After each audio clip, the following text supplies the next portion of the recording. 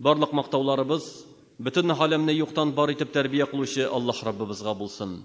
Һәм йөрәкләребезнең турыннан чыккан салават шәрифләребез бүтән галәмгә рәхмәт итеп җибәрелгән Аллаһның хак илчесе Мухаммад саллаллаху алейхи ва салламга, аның әһле бәйте, сахаба кирамнарына, һәм аларга ярга тырышкан барча булган мөмин мусульман кардәшләребезгә дә булса иде.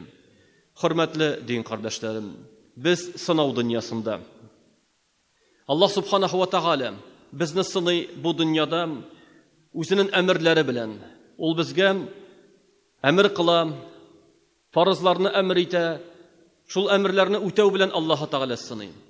Шулай ук тыюлардан тыелу белән, кайбер тыюларны Аллаһ тааля тыя, һәм шулар белән дәген Аллаһ тааля сыный. Һәм шулай ук кайбер бәла казалар белән, Аллаһ тааля сыный. لنبلونكم بشيء من الخوف والجوع لبيت الله تعالى. Biz sizni sınarbız. Kayber korkular bilen, kayber açlıklar bilen, kayber mallarınızı kimitu bilen, hem tuğanlarınızı, yakınlarınızı kimitu bilen sınarbız deydi.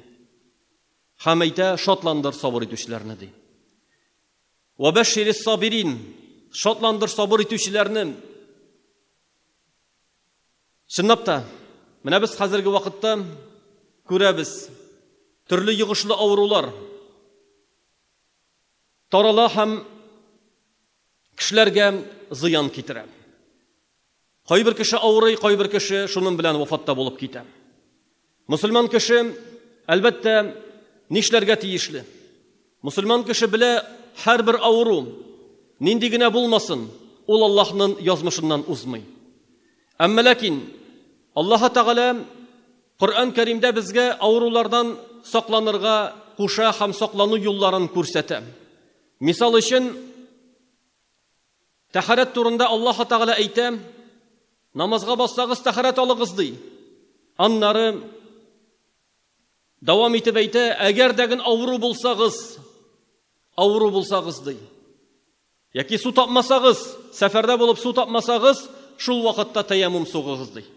Галимдер әйтәләр, менә бу аят ул давалану аяты, ягъни авыру кеше сакланырга тиеш. Һәм әгәр дәген аңар су куллану зыян китерә икән, ул су кулланмыйча таяммумга күчә ала. Шулай ук Аллаһ Раббыбыз саклану аятларыннан ураза вакытында Рамазан айы керсә, فمن شاهد منكم الشهر فليصمه диде. Рамазан айы керсә, кем шул айны күрсә, ураза тотсын диде. Аннары искәрмә кыла. Әгәр дәген сәфәрдә булсагыз, авыру булсагыз ди, башка көннәрне каза кылырсыз дип әйтә. Әгәр дә кеше авыру булса, чөнки сәфәрдә булганда аңар ураза тоту авыр. Шулай ук авыру булганда ураза тоту авыр, һәм аңар мәшәкать, һәм киресенчә авыруын куәтләргә мөмкин. Шуңа күрә Аллаһ Тәгалә уразаны аларга кичектереп торды. Сәламәтләнгәч, ураза тотырсыз дип әйтә. Моны дагы галимнәр әйтәләр, бу саклану чаралары, хифзу сиххат, ягъни сәламәтлекне саклау усуллары булып тора дип әйтә. Шуңа күрә авырулар төрле була. Хәзерге вакытта шушы таралган авырудан саклану чоры ул тәртибе, ул маска киеп йөрү дип әйтәләр икән. Күрешмәскә дип әйтәләр икән, ягъни мусульман кеше шушы тәртипләрне булдыра алганча сакларга тырыша икән, ул аның үзе өчен маслахат була, үзе өчен файда була. Шуңа күрә диндә шушындый тәгълиматлар бар. Ягъни табиблар алар менә шушы якны давалыйлар. Әмма ләкин давалануның тагы бер усулларына әйтеп китәсем килә. Давалану авыру ул Аллаһтан булгач, без аны давалый алабыз тәүбә һәм истигъфар белән. Чөнки ул бәләләр гөнаһлар аркасында килә. Һәм тәүбә белән бәләләр күтәрелә. Шуңа күрә иң беренче чиратта тәүбә итәргә тиешлебез. Күбрәк истигъфар кылырга тиешлебез. Ягъни күбрәк астагфирулла дип әйтеп йөрергә кирәк. Шул сәбәпле Аллаһ Тәгалә бәләләрне күтәрә. Әгәр дә тәүбә итсәк, Аллаһка килсәк, ягъни тәүбә итү нәрсә ул? тәүбә итү ул Аллаһка кайту. Тәүбә итү ул Аллаһка кайту, ягъни үзенең хаталарını танып, Аллаһка кайту. Намаз укымагансың икән, намазга басу. Закатыңны түләмисең икән, закатыңны түләү һәм башка Аллаһның әмерләрен үтәү. Ул Аллаһка кайту, тәүбә итү була. Шулай ук икенче бер усул ул да булса садака бирү. Садака бирү төрле бәла казалардан саклый дигән хадисләр бар. Аллаһның ачуыннан саклый, Аллаһның ут газабыннан саклый, һәм төрле яман үлемнәрдән, яман хәлгә төшүдән саклый дигән пәйгамбәребезнең сүзләре бар. Шуңа күрә, кеше күбрәк садака бирә икән, иншаалла саклана. Шулай ук пәйгамбәребезнең тагы бер шундый сүзе килә. Ул да булса дәву мардакум бис садака.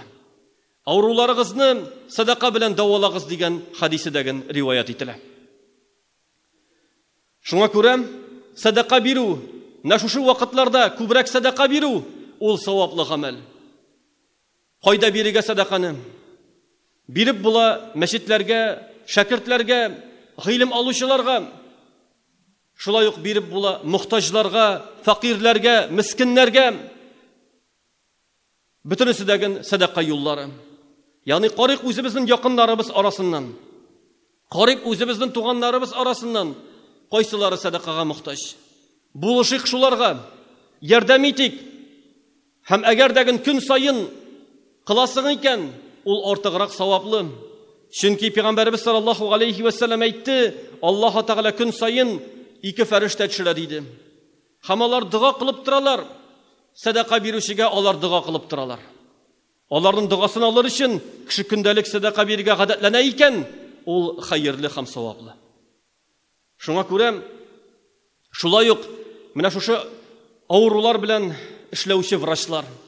Алар ин авыры, алар һәр даим шул авырулар белән эшлиләр. Һәм үзләренең сәламәтлекләрен шушы авыруга дучар итәләр. Әлбәттә саклану чараларын кулланалар. Әмма ләкин киңәш итәсем килә шушы садака юлы. Садака юлы һәм дуга, Аллаһтан сорау. Садака бир дигән Аллаһтан сора. Я Раббым, шушы ширләрдән үземне сакла дип. Я Раббым, үземне сакла дип Аллаһтан сора. Чөнки Аллаһ кына саклаучы. Аллаһ төрле бәла казалардан саклаучы. Хәтта кайбер галимнәр садака бирә торган булалар. Бер галим шәкерт вакытында әйтә, көн сайын дәрескә барганда садака бирә идем ди. Һәм дуга кыла идем дип әйтә. Я Раббым, устазымның гаибен яшерсәң иде дип. Чөнки шәкерт кеше өчен укытучысында гаиб күрсә, аның гыйлемен алырга күңеле төшә. Шуңа күрә, устазымның гаибен яшерсәң иде дип дуга кыла торган була.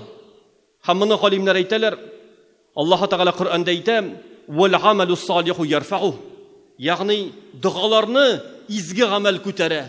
Ягъни синең садака бирүең ул изге гамәл, һәм ул синең дугаларыңны күтәрергә сәбәп була. Шуңа күрә, хөрмәтле дин кардәшләрем, күбрәк садака биреп, һәм аның әйткәнемчә, изгелек юллары күп, садака бирү юллары күп.